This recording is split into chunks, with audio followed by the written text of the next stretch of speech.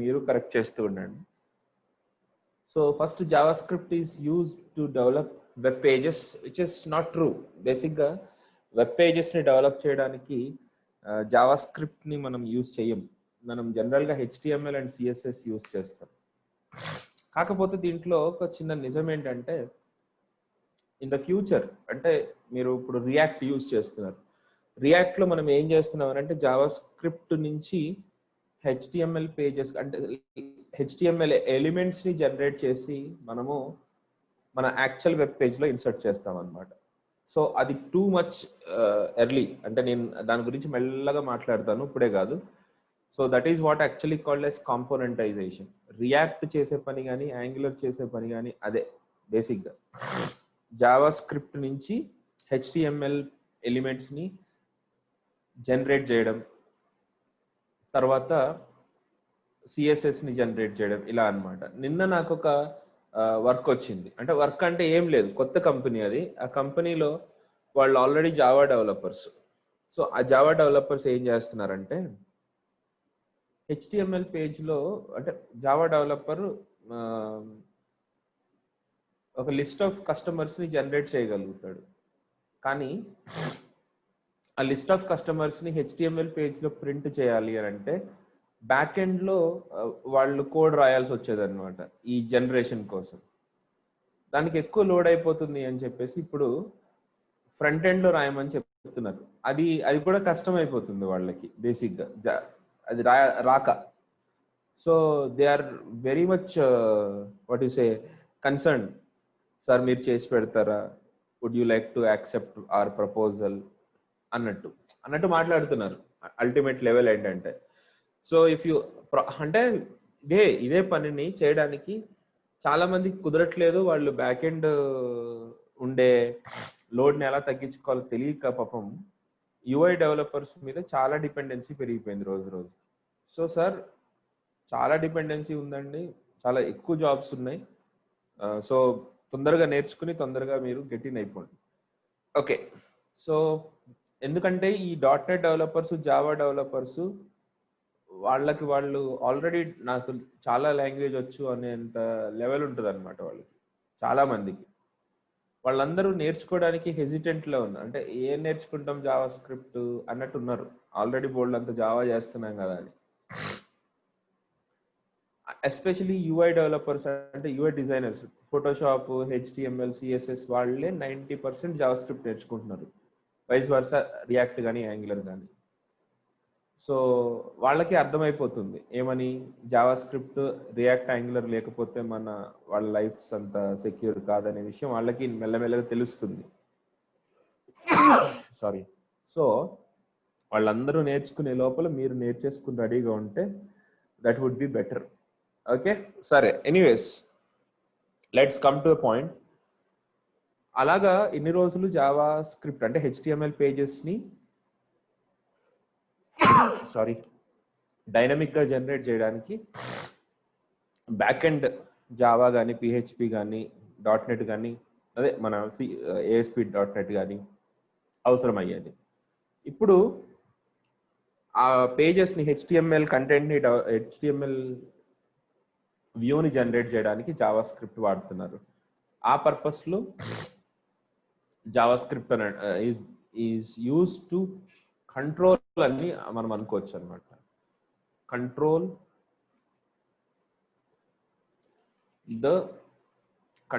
And render the web pages అని మనము యాక్చువల్గా జావా స్క్రిప్ట్ని అనుకోవచ్చు. కంట్రోల్, బేసిక్గా కంట్రోల్ చేయగలుగుతుంది. ఏంటి కంట్రోల్ అంటే? ఓకే, ఒక్కొక్కటి మనము ఐడెంటిఫై చేసుకుంటూ వద్దాం.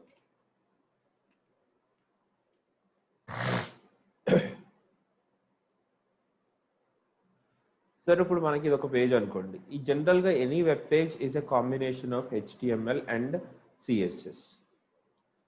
What is the purpose of HTML? HTML పని ఏంటి? Content. Yeah, very good. HTML పని ఏంటంటే స్ట్రక్చర్ చేయడం. Structure and content. ఇవి రెండింటిని గ్రూప్ చేయడం, స్ట్రక్చర్ చేయడం అండ్ కంటెంట్ని గ్రూప్ చేయడం, ఇవి రెండింటిని ఎవరు చేస్తారు అని అంటే హెచ్టిఎంఎల్ చేస్తుంది. ఇప్పుడు కంటెంట్ని గ్యాదర్ చేసే పని కూడా హెచ్టిఎంఎల్ చేస్తుంది. ఎట్లా? హెచ్టిఎంఎల్ కంటెంట్ని గ్యాదర్ చేయగలుగుతుందా? కంటెంట్ అంటే ఏంటి? Any data is a content. HTML డేటాని గ్యాదర్ చేయడం అంటే రిసీవ్ చేసుకోగలుగుతుందా HTML? Do we have any such things in HTML? వచ్చిన వాళ్ళు కూడా మాట్లాడొచ్చు ఇప్పుడు.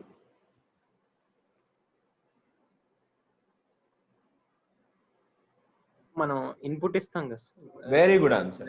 మనం ఇన్పుట్ ఇస్తాం కదా sir. Yes, exactly, that is the answer I'm expecting. Input forms లో నుంచి మనం ఫార్మ్స్ లో ఏం చేస్తున్నాం మనం పని? What is the purpose of forms? To take the input from the date user. So HTML లో ఉండేవి ఏంటి? HTML is a combination of what?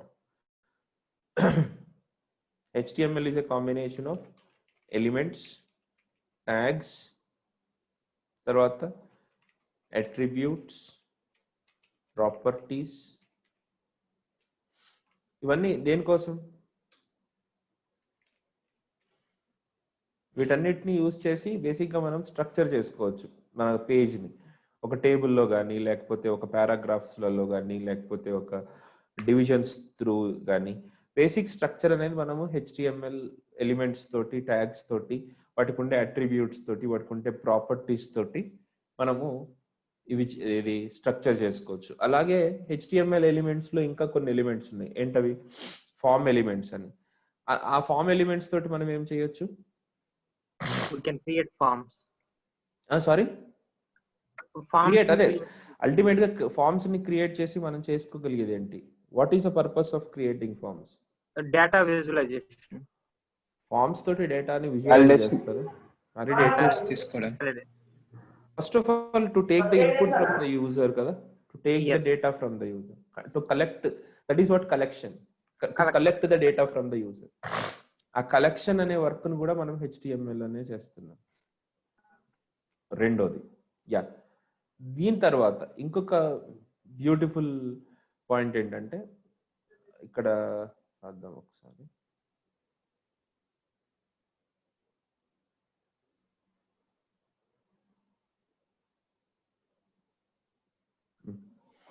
ఇంకొకటి నావిగేషన్.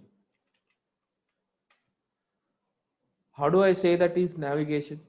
నావిగేషన్ ఎలా చేస్తున్నాము అంటే, నావిగేషన్ కోసం కూడా ఈ ఎలిమెంట్స్, ట్యాగ్స్ ఏమైనా ఉన్నాయా? Do we have any? I'm sorry. Nav tag and yeah. Exactly. That's what.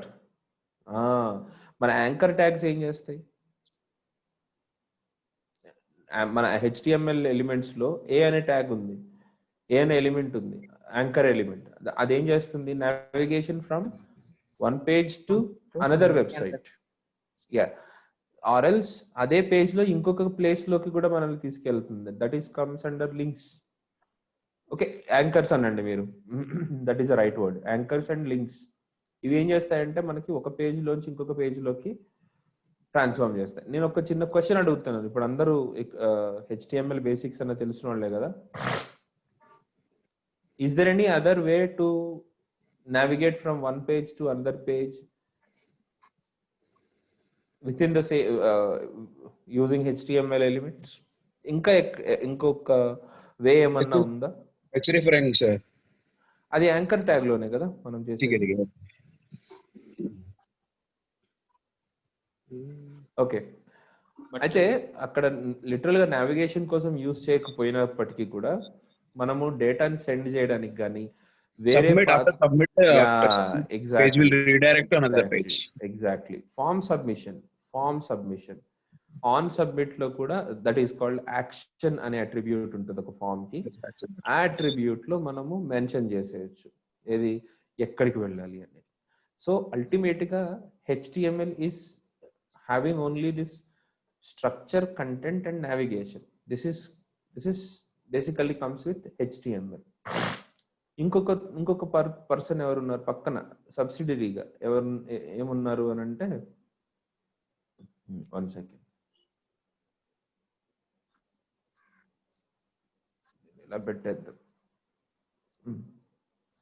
Right. దీంతో పాటు ఇంకొకళ్ళు కూడా ఉన్నారనమాట. వాళ్ళ పేరు సిఎస్ఎస్. ఈ సిఎస్ఎస్ ఏం చేస్తుంది? Adding styles to the HTML. So that is purely for adding styles అని అంటేనండి. Okay, presentation. యా అదే మాట్లాడాలి.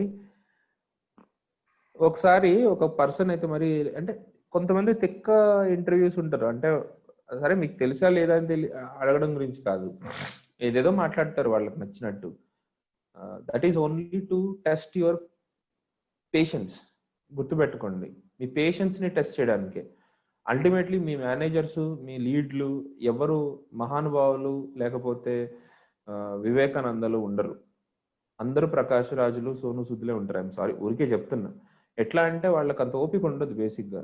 వాళ్ళు చెప్పేటప్పుడు మీరు ఆ ప్రెషర్ని హ్యాండిల్ చేస్తారని లేదా అని కూడా టెస్ట్ చేస్తారు ఆబ్వియస్గా. ఏమన్నాడు మనోడు అంటే CSS use to create styles అని. హెచ్టిఎంఎల్లో చేయలేమా అంటే, యా హెచ్టిఎంఎల్లో స్టైల్స్ చేసుకోవచ్చు. మరి అట్లాంటప్పుడు what is the purpose of CSS అని అంటే, మీరు దాని పర్పస్ ఏంటో చెప్పాలి కానీ అదేం చేస్తుందో చెప్పకూడదు అని అంటే.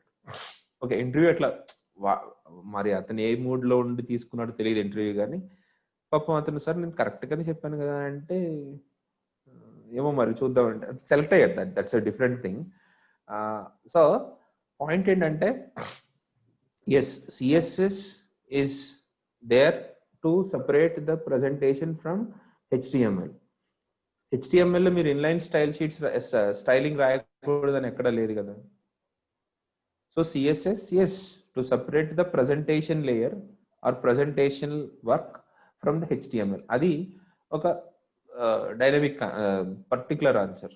కొంతమందికి అది నచ్చదు. ఓకే, మీరు చెప్పాలి CSS is use to create separate styling for the HTML. ఎలా చెప్పినా పర్లేదు, బట్ అతన్ని కన్విన్స్ చేయడం మన పని అంతే. ఓకే, సో కాకపోతే ఓవరాల్గా మనము మెన్షన్ చేసుకునేది ప్రెజెంటేషన్. సో ఈ హెచ్టిఎంఎల్కి ప్రజెంటేషన్ అనేది సిఎస్ఎస్ ఇస్తుంది. ఓకేనా? మరి అలాంటప్పుడు జావా స్క్రిప్ట్ ఏం చేస్తుంది?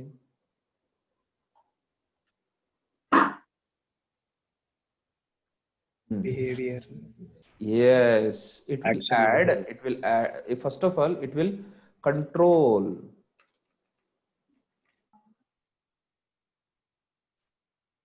JavaScript చేసే పని ఏంటంటే, first it will control what? Control HTML. Very good అండి, very good. Control HTML and CSS. HTML and CSS అంతే. అది ఫస్ట్ పని. HTMLని CSSని కంట్రోల్ చేయడం దాని ఫస్ట్ పని. ఓకే, నెక్స్ట్ ఇంకోటి ఏంటి? Reuse the code. Add behaviour. యాక్చువల్గా బిహేవియర్ని యాడ్ చేయడం అంటే ఏంటి? నా మౌస్ని నేను దీని మీదకి మూవ్ చేసినప్పుడు నాకు ఇలా జరగాలి. అఫ్ కోర్స్ అక్కడ త్రూ కంట్రోలే మనం ఒక బిహేవియర్ని క్రియేట్ చేస్తున్నాం. ఎట్లా అసలు కంట్రోల్ అనేది లేకపోతే ఎవరికి బిహేవియర్ అనేది ఉండదు అని. బిహేవియర్ అంటే ఏంటి? మీకు జోక్ వచ్చిన వెంటనే నవ్వారా, అది బిహేవియర్ కాదు. జోక్ వచ్చినా కూడా నవ్వకుండా కూర్చున్నారా, చూసేవాడు ఎట్లా బిహేవ్ చేస్తున్నాడు అంటే ఏం లేదండి. కంట్రోల్ చేయడమే బిహేవియర్ అంటే. ఓకే, ఎనీవేస్ ఇది టూ ఫిలాసఫికల్. బేసిక్ ఏంటంటే బిహేవియర్ ఎలా క్రియేట్ అవుతుంది మనకంటే త్రూ కంట్రోలే అల్టిమేట్ గా. ఇప్పుడు ఒక డ్రాప్ డౌన్, ఇప్పుడు మీరు ఏదైనా ఒక వెబ్సైట్ లోకి వెళ్ళి ఇక్కడ మౌస్ మూవ్ చేయగానే అది ఇలా వచ్చింది అనుకోండి, దట్ ఈస్ అ బిహేవియర్. అంటే we are adding a behaviour to the existing HTML page. Okay, ఇంకొకటి కూడా చెప్తాను. ఒక టెక్స్ట్ బాక్స్ ఉంది. బిహేవియర్ అంటే ఎట్లా అర్థం చేసుకోవాలి అని చెప్తున్నాను. ఒక టెక్స్ట్ బాక్స్ ఉంది. ఆ టెక్స్ట్ బాక్స్ని క్లిక్ చేయగానే మనకి దాన్ని బ్యాక్గ్రౌండ్ మారిపోవడం, లేకపోతే ఆటోమేటిక్గా టెక్స్ట్ ఇది అవ్వడం, లైన్ బ్లింక్ అవుతూ ఉండడం, ఇలాంటివన్నీ ఎక్స్ట్రా అన్నమాట. అది నేచురల్గా బిహేవ్ చేసేదానికంటే, దానికి నేచురల్గా ఉండే యాక్టివిటీ కంటే ఇంకా కొత్తగా ఏదన్నా అది బిహేవ్ చేస్తే that is what actually called as behaviour. అలా బిహేవ్ చేయడానికే మనము ఈ జావా స్క్రిప్ట్ని వాడుతూ ఉంటాం. So Java script is meant for controlling the HTML CSS and adding new behavior to the HTML and CSS. Right. ఇంకొకటి ఇప్పుడు కొత్తగా వచ్చిన కాన్సెప్ట్ ఏంటంటే Java script is now capable enough to interact with server. అదే interaction అంటే interaction with what? Server. మీరు Java script తోటి సర్వర్తో మాట్లాడి డేటా తెచ్చుకోవడం, దీంట్లో ప్రజెంట్ చేయడం, ఇదంతా కూడా జావా స్క్రిప్ట్ చేయగలుగుతుంది. ఇంటరాక్షన్ అంటే ఆ ఇంటరాక్టివిటీ కూడా ఉంది. అండ్ కొంతమంది దీన్ని అజాక్స్ అని కూడా అంటారు, అది కూడా కరెక్టే. That is interactivity. ఓకే, ఈ కంట్రోల్ అండ్ బిహేవియర్ని ఎలాగ అచీవ్ చేస్తుంది, ఎలాగా హ్యాండిల్ చేస్తుంది అని అంటే this is all comes under event handling.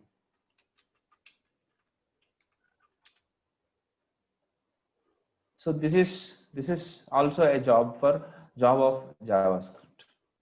Okay, ఇంకా ఏం చేస్తుంది సార్? ఇంకా అంటే చాలా చేస్తుంది, చూపిస్తుంది. ఇంకా JavaScript can able to create able to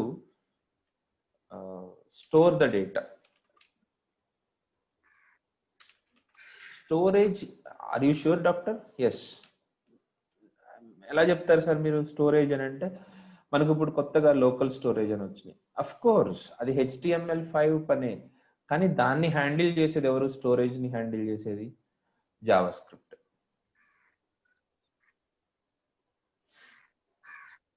Java script is doing all this work. I hope you understood my point, right? Yeah. So ఈ పనులన్నీ ఎలా చేయడం అనేది మనం నేర్చుకోవాల్సింది. సో కంట్రోల్, ఇంకొకటి కూడా చెప్పాలి, that is called as action, added action to HTML and CSS. యాక్షన్ని ఎలా తీసుకొచ్చింది HTMLకి CSSకి? సారీ నాన్న, ఎలా తీసుకొస్తుంది? Through programming capabilities. అంటే ఏంటి? ఇఫ్, ఎల్స్, ఫర్, వైల్, ఇలాంటివన్నీ యాడ్ చేయడం వల్ల మనకు ఒక యాక్షన్ అనేది వచ్చింది. అంటే ప్రోగ్రామాటికల్ బిహేవియర్ అనేది మనం HTML మీద CSS మీద చేయగలుగుతున్నాం అంటే that is because of Java script. Okay, ఇప్పుడు నేను పైన చూపించినవన్నీ ఫీచర్స్ కూడా కేవలం బ్రౌజర్కి సంబంధించిన Java script. JavaScript is not only on HTML or not only working with browser. JavaScript ni నేను ఒక నార్మల్ లాంగ్వేజ్ లా కూడా యూజ్ చేయొచ్చు. యా, స్క్రిప్టింగ్ లాంగ్వేజ్ లాగా, like Python, like C, like Java. Ya, are you sure? Yes. Java ఏ పనులు అయితే చేసి పెడుతుందో నేను ఆ లెవెల్ పనులు నేను ఇప్పుడు జావా స్క్రిప్ట్లో చేయగలుగుతున్నాను. అంటే ఎట్లా అండి? అంటే sir JavaScript files create చేయగలుగుతుందా? చేస్తుంది. ఏం మాట్లాడుతున్నారు sir? JavaScript files create చేయగలుగుతుందా? అవునండి, జావా స్క్రిప్ట్ ఫైల్స్ క్రియేట్ చేయగలుగుతుంది. అంటే జావా స్క్రిప్ట్ నెట్వర్క్ ఇంటర్ఫేసెస్ తోటి కూడా మాట్లాడగలుగుతుంది. అది బ్రౌజర్ మీద వర్క్ అవ్వదు.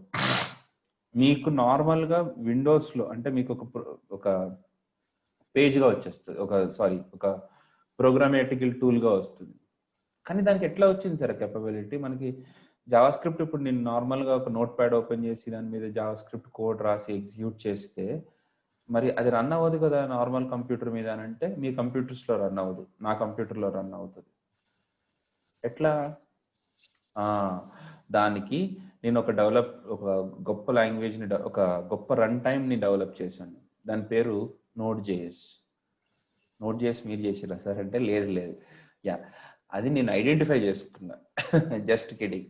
సో జావా నోడ్ జేఎస్ అనే బ్యూటిఫుల్ రన్ టైమ్ మెషిన్, అంటే ఆ పర్టికులర్ ప్లాట్ఫామ్ కనుక మీ కంప్యూటర్లో ఉంటే జావా స్క్రిప్ట్ని నార్మల్గా సి లాంగ్వేజ్ యూజ్ చేసినట్టు ఫైల్స్ క్రియేషన్ కోసం ఈ పనులన్నిటి కోసం యూజ్ చేయొచ్చు. 100% యూజ్ చేయొచ్చు. మీరు నమ్మండి, గ్లాసుల మీద ఆటోమేటిక్గా ఏ గ్లాస్ కానీ లేకపోతే ఎస్పెషలీ గ్లాస్ మీద మేము చేసి గ్లాస్ మీద కాదు, ఐఎమ్ సారీ, మాకు వచ్చిన వర్క్ ఏంటంటే ఈ దాన్ని ఏమంటారు, కమాన్ యార్, సైలెన్సర్లు ఉంటాయి కదా, సైలెన్సర్ల మీద వాళ్ళ కంపెనీ లోగో రావాలి.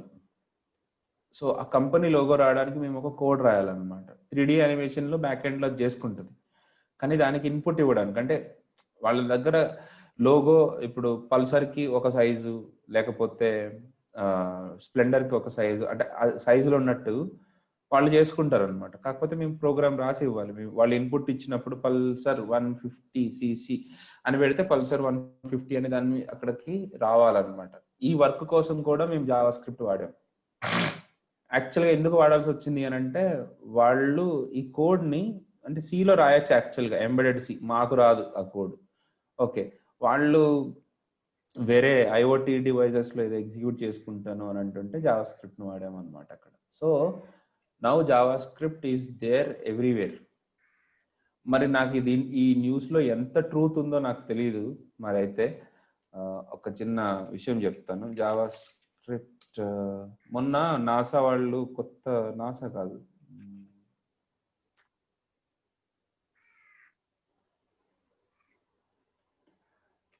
JavaScript in SpaceX.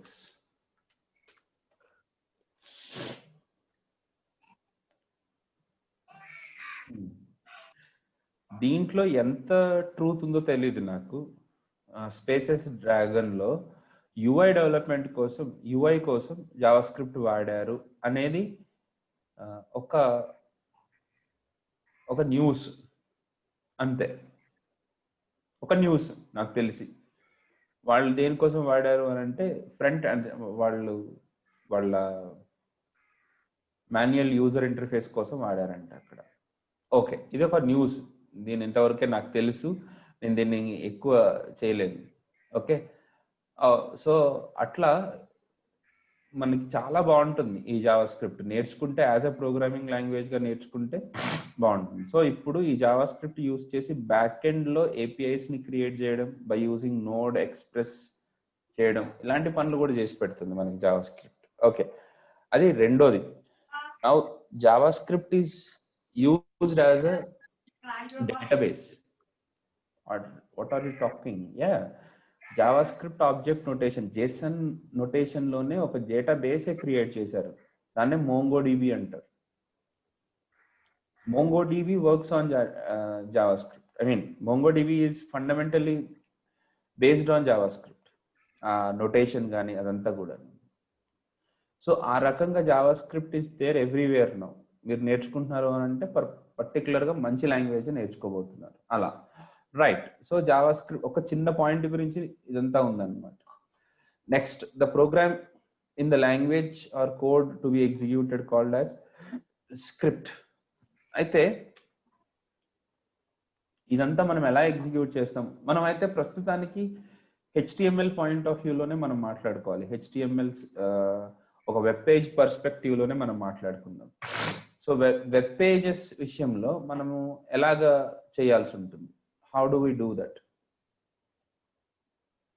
So let us create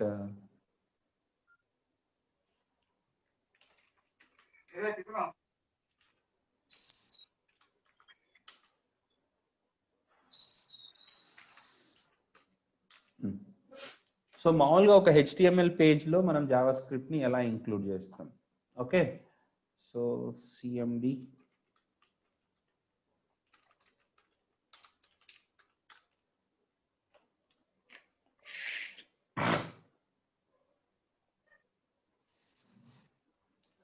ఇక్కడ ఊరికే విజువల్ స్టూడియో కోడ్ యూజ్ చేస్తున్నాను, జనరల్గా యూజ్ చేయను, but right now I don't have Notepad plus plus JavaScript కోసం అయితే చేయండి. Okay, let me create a web page. How do we create a web page?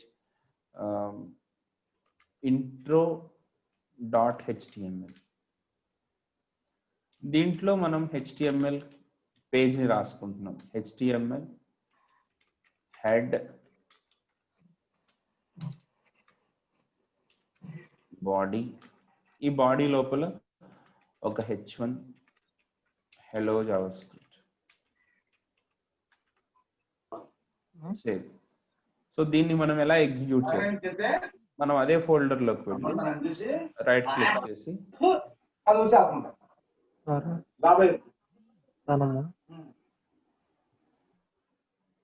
మీరు ఎవరైనా మాట్లాడాలనుకుంటే హ్యాండ్ రైజ్ చేయండి. So open with internet explorer. So ఇక్కడ డైరెక్ట్గా మనకి మన వెబ్ పేజ్ అనేది ఓపెన్ అయిపోయింది. ఇప్పుడు ఇక్కడ నుంచి ఏం చేస్తామంటే మనం ఇక్కడ సేవ్ చేయడం, అక్కడ రీఫ్రెష్ చేసుకోవడం, ఇదే పని. అయితే దీంట్లో జనరల్గా జావాస్క్రిప్ట్ని ఎక్కడ రాయొచ్చు, ఎలా రాయొచ్చు? నార్మల్ వెబ్ పేజ్లోనే రాస్తాం, జస్ట్ లైక్ స్క్రిప్ట్ లాగా. సపరేట్ ఫైల్ కావాలనుకుంటే సపరేట్ ఫైల్గా కూడా రాసుకోవచ్చు, నో ప్రాబ్లం. కానీ ప్రస్తుతానికి ఇలా రాద్దాం. ఒక నిమిషం.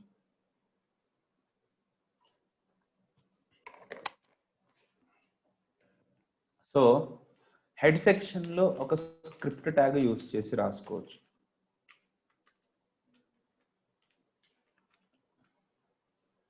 స్క్రిప్ట్, యా, ఇక్కడ HTML స్క్రిప్ట్ని రాయొచ్చు. అలాగే ఇక్కడ కూడా స్క్రిప్ట్ని రాసుకోవచ్చు. ఒక పేజ్లో ఎన్ని స్క్రిప్ట్లను రాసుకోవచ్చు, no problem at all, right? External స్క్రిప్ట్ని మనం ఎక్కడైనా లోడ్ చేసుకోవచ్చు, ఇవన్నీ చేసుకోవచ్చు. నేను మాట్లాడుతాను వాటన్నిటి గురించి, డోంట్ వర్రీ. కాకపోతే మనం ఇప్పుడు అర్థం చేసుకోవాల్సింది ఏంటంటే, ఈ హెడ్ సెక్షన్లో స్క్రిప్ట్ని ఎగ్జిక్యూట్ చేయడానికి, బాడీ సెక్షన్లో స్క్రిప్ట్ని ఎగ్జిక్యూట్ చేయడానికి డిఫరెన్స్ ఏంటి? What is the difference? Very simple. Head సెక్షన్లో కనుక స్క్రిప్ట్ని ఎగ్జిక్యూట్ చేసామనుకోండి, ఒకవేళ దీంట్లో ఏదైనా కంట్రోల్ పార్ట్ ఉంటే, అంటే ఈ H1 ఏదైనా కంట్రోల్ చేయాలనుకోండి, అప్పుడు ఈ హెడ్ సెక్షన్లో ఉన్న స్క్రిప్ట్ ఈ H1ని కంట్రోల్ చేయలేదు. ఎందుకంటే ఎగ్జిక్యూట్ అవుతున్నప్పుడు లైన్ బై లైన్ ఎగ్జిక్యూట్ అవుతుంది. ఇక్కడ నేను అంటాను, ఈ H1 అనే ఎలిమెంట్ని నేను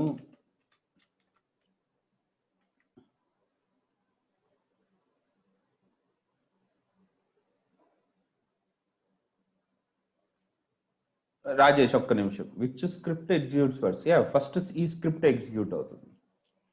యా, సో ఇప్పుడు పైన ఉన్న స్క్రిప్ట్లో నేను document dot get element by ID of d1 dot style dot colour is equal to red. సరే, ఇక్కడ నేను ఒక కొత్త వాట్ ఈస్ ఏ కంట్రోల్ చేస్తున్నాను, దాని స్టైల్ని నేను కంట్రోల్ చేస్తున్నాను. సపోజ్ ఇప్పుడు నేను ఎగ్జిక్యూట్ చేశాను అనుకోండి, ఫస్ట్ ఈ లైన్ ఎగ్జిక్యూట్ అవుతుంది, తర్వాత ఇది, తర్వాత ఇది, తర్వాత ఈ లైన్ ఎగ్జిక్యూట్ అవుతుంది. ఈ లైన్ ఎగ్జిక్యూట్ అయినప్పుడు దీని పని ఏంటి? ఈ ఎలిమెంట్ని సెలెక్ట్ చేసి దానికి ఉన్న స్టైల్లో కలర్ని రెడ్గా మార్చండి అని చెప్తుంది. కానీ మనం ఇప్పుడు సేవ్ చేసి మనం అవుట్పుట్ని కనుక చూస్తే ఈ HTML ఎలిమెంట్ కలర్ మారలేదు. ఎందుకు మారలే అని అంటే, మీకు ఇక్కడ ఎర్రర్ కూడా చూపిస్తుంది. మీరు మన దీన్ని ఏమంటారు, క్రోమ్లోకి వెళ్ళి F12 ప్రెస్ చేస్తే మీకు కన్సోల్ ఓపెన్ అవుతుంది. ఈ కన్సోల్ లోపల మీరు చదవగలిగితే మీకు ఎర్రర్ కూడా కనపడుతుంది. Cannot read property style of null at intro.html. దీని మీద మనం క్లిక్ చేస్తే ఇక్కడ కనపడుతుంది మీకు ఈ document dot style dot colour ఇది ఇక్కడ ఎర్రర్ వచ్చింది. ఏం ఎర్రర్ వచ్చింది అంటే దిస్ ఈజ్ నల్ అంటుంది. దిస్ ఈజ్ నల్ అంటే document dot get element by ID అనే ఫంక్షన్ నల్ రిటర్న్ చేస్తుంది. ఎందుకనంటే అక్కడికి ఐడెంటిఫై అవ్వట్లేదు. ఇక్కడ ఉంది కదా సార్ అంటే ఇక్కడ ఐడెంటిఫై చేయదు. అది ఇది ఎగ్జిక్యూట్ అయ్యేటప్పటికి మన పేజ్లో ఈ అసలు HTML ఎలిమెంట్ ఉన్నట్టే తెలియదు దీనికి. అట్లా అదే ఇప్పుడు నేను ఇదే కోడ్ని నేను ఇక్కడ రాశాను అనుకోండి. Now the colour has been change to red. Now the colour has been change to red. ఎందుకు ఇక్కడ జరిగింది అని అంటే ఈ లైన్ ఎగ్జిక్యూట్ అయిపోయింది కాబట్టి, లైన్ ఎగ్జిక్యూట్ అయిపోయిన తర్వాత స్క్రిప్ట్కి మన పేజ్కి తెలుస్తుంది, ఈ డాక్యుమెంట్కి తెలుస్తుంది అనమాట ఈ D1 అనే ఎలిమెంట్ ఉందా లేదా అని. సపోజ్ ఇప్పుడు ఈ బాడీలో రాసిన కూడా నేను ఆ లైన్కి ముందు రాశాను అనుకోండి, అప్పుడు పరిస్థితి ఏంటి? దాని కలర్ చేంజ్ అవ్వలేదు. ఎందుకు? దానిపైన లేదు కాబట్టి. ఫర్ ఎగ్జాంపుల్ ఇక్కడ నాకు ఇంకొక H1 ఉంది, దాని ఐడి వచ్చేసి DD అని పెట్టాను. దీని పేరు hello Praveen. So document dot get element by ఐడిలో DD dot style dot colour is equal to పీల్ ఏదో పెట్టాను. సో ఓకే,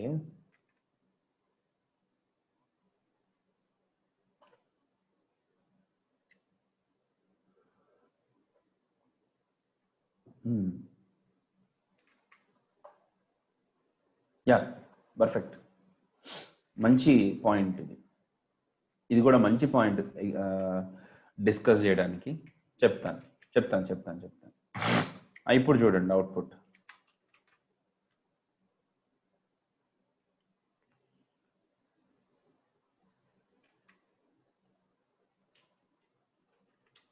పీల్ కాదు,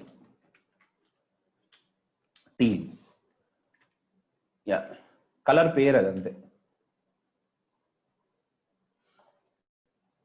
సో దీనికంటే పైన H1కి కలర్ అప్లై చేయగలిగింది మన జావా స్క్రిప్ట్, కానీ దీనికంటే కింద ఉన్న HTML ఎలిమెంట్కి కలర్ అప్లై చేయలేదు. It is not the problem of scope, it is the problem of execution. అది ముందే ఎగ్జిక్యూట్ అయిపోయింది, కానీ ఆ ఎగ్జిక్యూట్ అయ్యే టైంకి ఆ లైన్ నెంబర్ 11 ఎగ్జిక్యూట్ అయ్యే టైంకి HTML పేజ్లో D1 అనే ఐడితో ఒక ఎలిమెంట్ ఉందా లేదా అనేది మన స్క్రిప్ట్కి తెలియదు. కాబట్టి దానికి నల్ అని వస్తుంది, ఆ నల్లకి స్టైల్ని అప్లై చేయలేకపోతుంది. Okay, so that is the difference between placing the script in the page. ఇప్పుడు ఇంతకుముందు ఏం ఎర్రర్ వచ్చింది సార్? అసలు ఏంటది ఎర్రర్? ప్రాబ్లం ఏంటి అని అంటే that is not because of colour,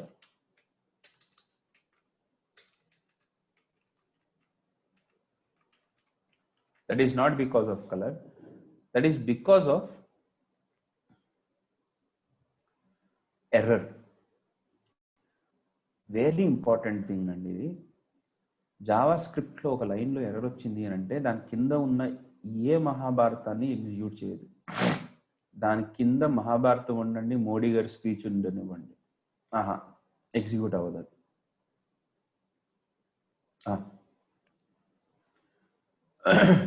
ఒక్కసారి ఎర్రర్ వచ్చిందంటే it stops executing the script. That is why we call it as synchronous. What do you mean by synchronous?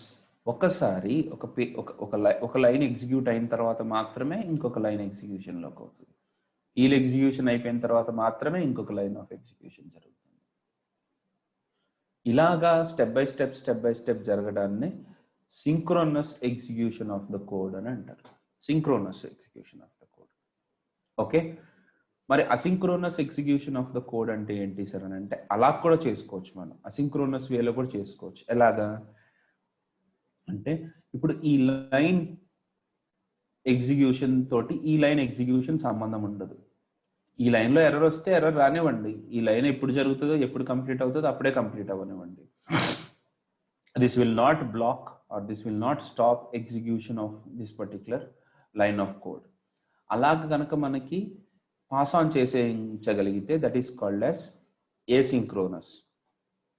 Okay, నాకు తెలిసిన ఒక మంచి ఎగ్జాంపుల్ ఏంటంటే, సపోజ్ ఇప్పుడు మీరు ఒక టికెట్ కౌంటర్లో ఉన్నారు. ఆ టికెట్ కౌంటర్లో చాలా మంది నించున్నారు మీతో పాటు. సపోజ్ ఇప్పుడు ఫస్ట్ వాడు టికెట్ తీసుకుంటున్నాడు. అది తీసుకునేటప్పుడు వాడు కార్డ్ బ్లాక్ అయింది, లేకపోతే ఆ కార్డ్ టైం పడుతుంది అనుకోండి. వీడి పని అయ్యేదాకా సెకండ్ పర్సన్ ఎగ్జిక్యూషన్ ఆగిపోతే that is basically called as synchronous లైన్లోనే ఒకదాని తర్వాత ఒకటి మాత్రమే ఎగ్జిక్యూట్ చేయగలగడం అనమాట. అట్లా కాకుండా సార్ నాది క్లియర్ అయినప్పుడే నాకు ఇద్దరులండి, మిగతా వాళ్ళ టికెట్ని కంప్లీట్ చేయండి అని అంటే, అప్పుడు మీ టికెట్ పేమెంట్ అయినప్పుడు మీకు టికెట్ వస్తుంది. ఈ ప్రాసెస్ అనేది స్టార్ట్ అయిపోయింది, మీరు వెళ్ళిపోండి, పక్కకి వెళ్ళిపోండి, నెక్స్ట్ టికెట్ వాళ్ళు ఎగ్జిక్యూట్ చేసుకుంటారు. సో అలాగా మనము ఒక సిరీస్ ఆఫ్ యాక్షన్స్ అనేది మనం చేసుకోగలిగితే without blocking others, that is called as asynchronous. అలా కూడా జావా స్క్రిప్ట్ బిహేవ్ చేయగలుగుతుంది. అది ఎట్లా చేస్తుంది అనేది మనం తర్వాత చూద్దాం.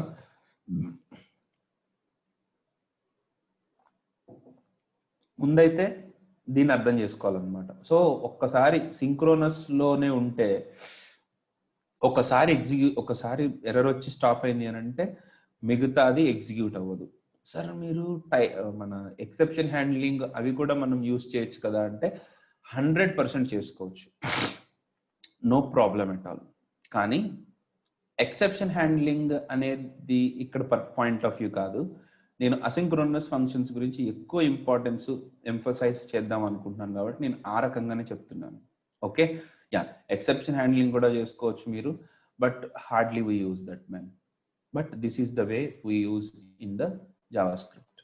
Okay, this is the way how Java script executes. ఒక్క ఎర్రర్ వచ్చింది అని అంటే టోటల్ పేజ్ బ్లాక్ అవుతుంది.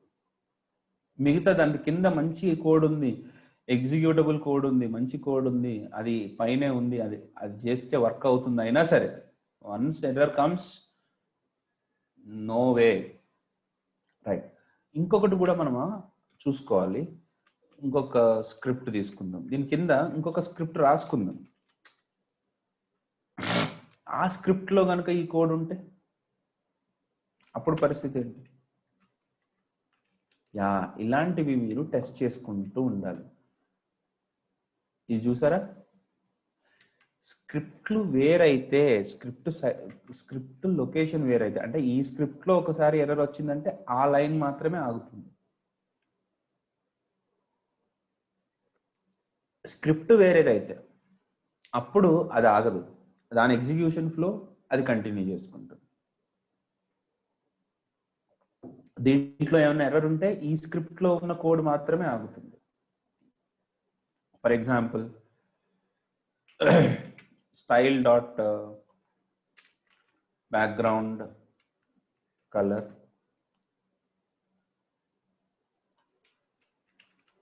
బేబీ పింక్, నాకు తెలియదు ఉందో లేదో, సారీ, అదే ఇది ఎలాగో వర్కౌట్ అవ్వదు కానీ ఒక్క నిమిషం. బేబీ పింక్ ఉందా?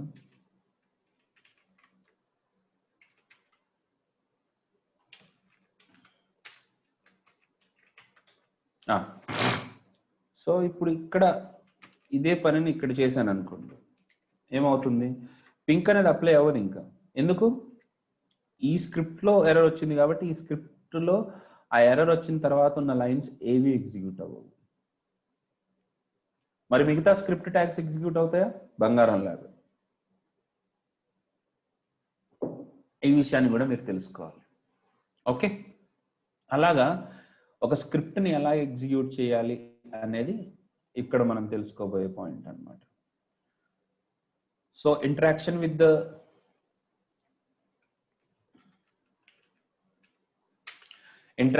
HTML and CSS supported by all major browsers. Of course, ఆ సపోర్ట్ అనేది లెవెల్ టు లెవెల్ ఉంది. జావా స్క్రిప్ట్ ఓకే, ఈ బ్రౌజర్ లాంగ్వేజ్ నేను ఇవన్నీ మీకు మెన్షన్ చేసి చూపించాను. Okay, right. ఇక్కడ ఒక చిన్న పాయింట్ ఉంది, ట్రాన్స్పైలేషన్ అనే ఒక వర్డ్ ఉంది. ఆ వర్డ్ గురించి కూడా మనం డిస్కస్ చేయాలి. అయితే ఇంకొక పాయింట్ కూడా చెప్పేస్తాను మీకు ఇక్కడ. The point is Java script అనేది కంపైల్డ్ లాంగ్వేజా కాదా అనేది చాలా మంది క్వశ్చన్ అడుగుతూ ఉంటారు. What is the difference between programming language and scripting language? Yeah, anybody can answer me this question. What is the difference between programming language and scripting language? ఎవరికి question ఎప్పుడు అనిపించలేదా? Looking good.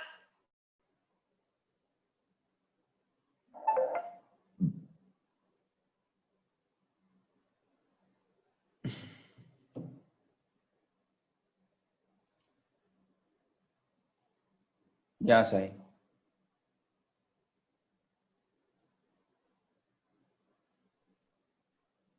చెప్పు Sai. Scripting language అనేది functional language. ఆహా.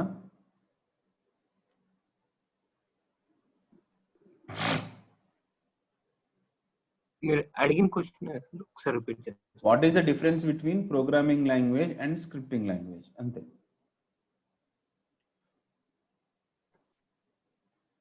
అంటే structure, programming language structure ఉంటుంది, function scripting of function structure ఉంటుంది కదా. ఓకే ఫైన్ అనుకో. సారీ లేదు, స్ట్రక్చర్ ని తీసేసినామంటే మా జావా స్క్రిప్ట్ డెవలపర్స్ మేము ఫీల్ అవుతాం. మరి హార్డ్ కోర్ పవన్ ఫ్యాన్స్ మనం అట్లా.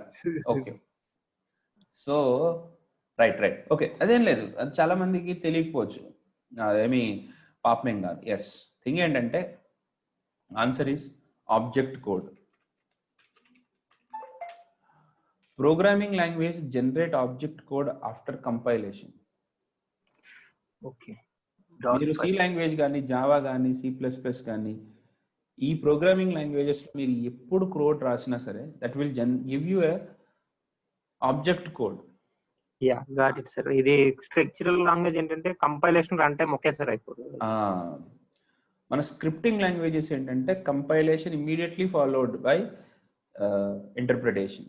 అంటే మనకి కంపైలేషన్ అయిపోగానే ఆబ్జెక్ట్ కోడ్ జనరేట్ చేయదు, అది మనకి ఇమ్మీడియట్గా మన కోడ్ని ఎగ్జిక్యూట్ కూడా చేసేసి అవుట్పుట్ కూడా ఇచ్చేస్తుంది. అలాగా మనం డిఫరెన్షియేట్ చేసుకోవాలన్నమాట ఇక్కడ object code and scripting. Even Python తీసుకోండి, లేకపోతే జావా స్క్రిప్ట్ తీసుకోండి, పర్ల్ తీసుకోండి, ఇవేమి కూడా మీకు ఆబ్జెక్ట్ కోడ్ని ఇవ్వవు. చెప్పండి. Good Suresh, rise your hand, that is better. Unmute, మిమ్మల్ని అన్మ్యూట్ అడిగాను, మీరు అన్మ్యూట్ చేసుకోవాలి. యా చెప్పండి.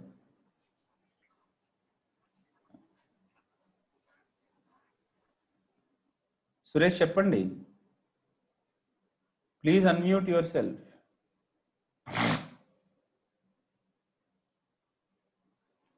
ఇప్పుడు అన్మ్యూట్ చేసుకోండి మీరు. యా సాయి కిరణ్ చెప్పండి. సార్ రిపీట్ చేయండి ఒకసారి. అది ఇప్పుడు ఆబ్జెక్ట్ కోడ్ అంటే ఇప్పుడు మనం ఇది కంప్లీట్ గా ఒకటేసారి కంపైల్ అయిపోతుంది, దీనికి ఆబ్జెక్ట్ డిఫరెంట్ గా కంపైల్ అవుతుంది అంటున్నారు కదా. Okay, I'm sorry guys, I'm sorry. నేను అందరినీ కంప్యూటర్ సైన్స్ స్టూడెంట్స్గా ఐడెంటిఫై చేసుకుంటున్నాను. అయితే I'll tell you, don't worry. మనము సి లాంగ్వేజ్ని కానీ జావాని కానీ కంపైల్ చేసిన తర్వాత మనకి ఇంకొక ఎక్స్ట్రా ఫైల్ అనేది క్రియేట్ అవుతుందండి. మీరు జావా ప్రోగ్రామ్ని కనుక కంపైల్ చేస్తే మీకు .class ఫైల్ ఒకటి క్రియేట్ అవుతుంది. అవును, అదే ఫోల్డర్ ఒక ఫైల్ క్రియేట్ అయిపోతుంది, ఇంకొక ఫైల్ క్రియేట్ అవుతుంది, క్లాస్ ఫైల్ .class. ఈ లాంగ్వేజ్ కూడా యాక్చువల్గా క్రియేట్ అవుతుంది. ఓకే, అయితే మీరు నేర్చుకునేటప్పుడు అదేంటంటే ఫైల్ క్రియేట్ అవుతుంది కానీ టెంపరీగా క్రియేట్ అవుతుంది అనమాట. అది మీరు ఆప్షన్ సెలెక్ట్ చేసుకోవాలి, దాన్ని క్రియేట్ చేసి ఉంచండి అని అన్నప్పుడే స్టోర్ అవుతుంది. సి లాంగ్వేజ్ లో జరిగే ఒక చిన్న అడ్వాంటేజ్ అది. But that is a programming language. C++ లో కూడా ఆబ్జెక్ట్ కోడ్ క్రియేట్ అవుతుంది. ఓకే, అంటే ఒక్కొక్క సపరేట్ ఫైల్ గా క్రియేట్ అవుతుంది. మీరు ఫెబొనాచి సిరీస్, ఫ్యాక్టోరియల్ లాంటి ప్రోగ్రామ్స్కి అయితే మీకు ఒక కోడ్ క్రియేట్ అయినా తప్పు లేదు, చిన్నది కాబట్టి. కానీ అలాంటిది పెద్ద పెద్ద అప్లికేషన్స్ చేసినప్పుడు వాటిని ప్రతిసారి కంపైల్ చేసిన ప్రతిసారి మనకు ఒక కొత్త ఆబ్జెక్ట్ ఫైల్ క్రియేట్ అయితే దాని సైజ్ ఎంత ఉంటుందో ఆలోచించండి, రైట్? మరి అట్లాంటప్పుడు మరి అది కరెక్ట్ అయినా సార్ అని అంటే అబ్సల్యూట్లీ రైట్. ఎందుకనంటే జావా స్క్రిప్ట్ కోడ్ని కనుక మనం ఎగ్జిక్యూట్ చేయాలి అని అంటే మీకు ప్రతిసారి కంపైలర్ మీ కంప్యూటర్లో ఉండాలి. ఆలోచించండి, మీరు జావా స్క్రిప్ట్ కోడ్ని మీరు బ్రౌజర్లో ఎగ్జిక్యూట్ చేయాలంటే browser should have the compiler. ఇప్పుడు ఒక పబ్జీ గేమ్ ఉంది, పబ్జీ గేమ్ని మనం మొబైల్లో ఆడుతున్నాం అని అంటే మనం మొబైల్లో ఖచ్చితంగా ఆ ప్రోగ్రామ్ వచ్చి ఆ ప్రోగ్రామ్ కంపైల్ అయ్యి కంప్యూటర్లో ఓపెన్ అవుతుందా, లేకపోతే డైరెక్ట్గా రన్ అవుతుందా? డైరెక్ట్గా రన్ అవుతుంది. అట్లా కాకుండా నేను పబ్జీ గేమ్ని స్క్రిప్టింగ్ లాంగ్వేజ్ లాగా రాశాను అనుకోండి, అప్పుడు ఖచ్చితంగా స్క్రిప్టింగ్ లాంగ్వేజ్లో రాస్తే అప్పుడు ఏమవుతుంది, ప్రాబ్లం ఏమవుతుంది, ఖచ్చితంగా నేను ఆ టైంలో ఆ మూమెంట్ ఆఫ్ ద టైంలో కంపైల్ కూడా చేయాల్సి వచ్చేది. నాకు కంపైల్ చేసి ఇమీడియట్లీ ఎగ్జిక్యూట్ చేయాల్సి వచ్చేది. సో మీకు డిఫరెన్సెస్ అనేవి ఉన్నాయి ఇప్పుడు. అందుకని గేమ్స్ని కానీ లేకపోతే ఆపరేటింగ్ సిస్టమ్స్ని కానీ లేకపోతే పెద్ద పెద్ద సాఫ్ట్వేర్స్ని కానీ ఫోటోషాప్స్ ఇట్లాంటివి కానీ అవన్నీ ఎందుకు సి లాంగ్వేజ్లో రాస్తారు, C++లో ఎందుకు రాస్తారు అని అంటే the reason is very simple. అవి మనకు ఆబ్జెక్ట్ కోడ్ ఇవ్వడం వల్ల వాటిని డైరెక్ట్గా ఎగ్జిక్యూట్ చేసేస్తే అవి రన్ అయిపోతాయి. ఓకే, వాటిని మళ్ళీ కంపైల్ చేయాల్సిన పని ఉండదు. ఒకసారి ఆబ్జెక్ట్ కోడ్ వస్తే దాన్ని ఎన్నిసార్లు అంటే అన్నిసార్లు రన్ చేసుకోవచ్చు. కానీ జావా స్క్రిప్ట్ ఏంటంటే ప్రతిసారి దాన్ని కంపైల్ చేయాలి, తర్వాతే రన్ చేయగలగాలి. సో ఇక్కడ ప్రతిసారి రెండు స్టెప్లు అనేవి జావా స్క్రిప్ట్కి జరుగుతాయి. సో బ్రౌజర్లో మరి మనకు ఆ కంపైలర్ ఎక్కడ ఉంటుంది సార్ అని అంటే బ్రౌజర్లో ఉంటుంది. So browser will perform that compilation every time. I'm saying every time it will compile. నువ్వు రిఫ్రెష్ చేసిన ప్రతిసారి జావా స్క్రిప్ట్ మొత్తం మళ్ళీ కంపైల్ అవుతుంది. Compilation after that interpretation. ఇవి రెండు కూడా జావా స్క్రిప్ట్ ప్రతిసారి చేస్తుంది అని నేను చెప్తున్నాను. ఓకే, ఈ పర్టికులర్ ప్రాసెస్లోనే దీనివల్ల అడ్వాంటేజెస్ ఏమైనా ఉన్నాయా సార్ అంటే ఉన్నాయి. ఏంటి, మనము ఆబ్జెక్ట్ ఫైల్ని క్రియేట్ చేయాల్సిన అవసరం ఉండదు ప్రతిసారి. ఓకే, అండ్ మీకు ఎప్పుడైనా ఏదైనా అప్డేట్స్ కనుక వస్తే మీరు ప్రతిసారి మీరు కొత్తగా రీఇన్స్టాల్ చేసుకోవాల్సిన అవసరం ఉండదు. ఇప్పుడు ఒక వెబ్సైట్లో కొత్త అప్డేట్స్ వచ్చినాయి అనుకోండి, బ్రౌజర్ మీకు చెప్తుందా a new update has come on this website, please reinstall it అని? ఆ వెబ్సైట్ని మీరు లోకల్గా స్టోర్ కూడా చేసుకోవాల్సిన అవసరం లేదు కదా. So web applications kind of థింగ్స్కి ఈ ప్రోగ్రామింగ్ లాంగ్వేజెస్ అనేవి కరెక్ట్ కాదు. వాటి కోసం మనం web applications scripting languages use చేయడం కరెక్ట్. అలాగే గేమ్స్, పెయింట్లు, ఫోటోషాప్లు ఇలాంటి హెవీ సాఫ్ట్వేర్కి జావా స్క్రిప్ట్ కరెక్ట్ కాదు, స్క్రిప్టింగ్ లాంగ్వేజెస్ కరెక్ట్ కాదు, అక్కడ ప్రోగ్రామింగ్ లాంగ్వేజెస్ కరెక్ట్. ఆ రకంగా మనము ప్రోగ్రామింగ్ లాంగ్వేజెస్కి స్క్రిప్టింగ్ లాంగ్వేజెస్కి డిఫరెన్షియేషన్ అర్థం చేసుకోవచ్చు. Hope you understood my point. Hello guys. Yeah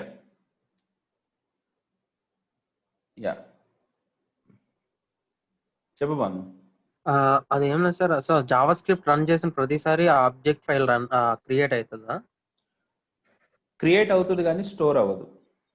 టెంపరీగా క్రియేట్ అయ్యి డిలీట్ డిలే అయిపోతుంది. ఓకే, అదే సి లాంగ్వేజ్ అయితే ఓన్లీ వన్స్ రన్ చేస్తే ఆబ్జెక్ట్ ఫైల్ పర్మనెంట్ గా సేవ్ అవుతుంది, దాన్ని ఎన్నిసార్లు రన్ చేసుకోవచ్చు. ఎస్ ఎస్, ఎస్పెషల్లీ జావాలో మీరు అది ఆ చేంజెస్ ని క్లియర్ గా చూడొచ్చు అట్లా. Yeah, okay. సి కంపైలర్ ని బట్టి కొద్దిగా డిఫరెన్సియేషన్స్ ఉన్నాయి. సి లాంగ్వేజ్ లో అయితే కొద్దిగా డిఫరెన్సియేషన్స్ ఉన్నాయి. అంటే మీకు ఆ టెంపరీ ఫైల్ మీకు ఆ ప్రోగ్రామ్ రన్ అవుతున్నప్పుడు మాత్రమే మీకు పక్కన కనపడుతుంది, తర్వాత ఆటోమేటిక్గా అదే డిలీట్ చేసుకుంటుంది. ఓకే, అట్లా కంపైలర్స్ అలాగే డిలీట్ చేసుకుని టర్బోసీకి ఆ అప్రోచ్ ఉంది. డెవ్ C++కి లేదు. అట్లా కంపైలర్ మీద డిపెండ్ అయి ఉంటాయి, కానీ ప్రోగ్రామింగ్ లాంగ్వేజ్ ఫండమెంటల్ ప్రాసెస్ అయితే అది. Okay, okay sir.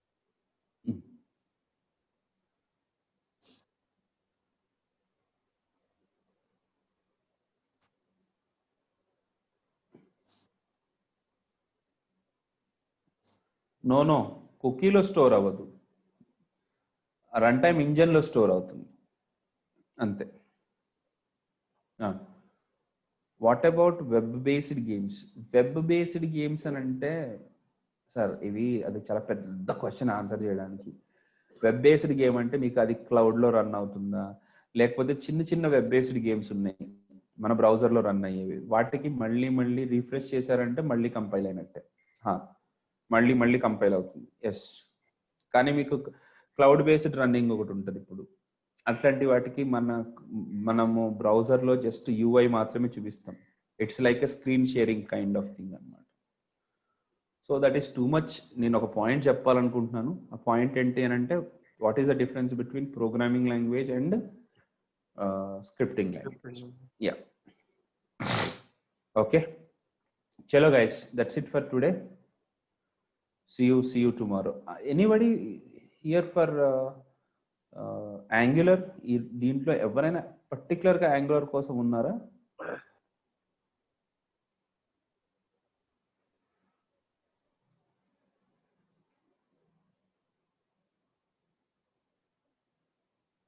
Okay, fine అండి. That's it for today. See you tomorrow. Bye.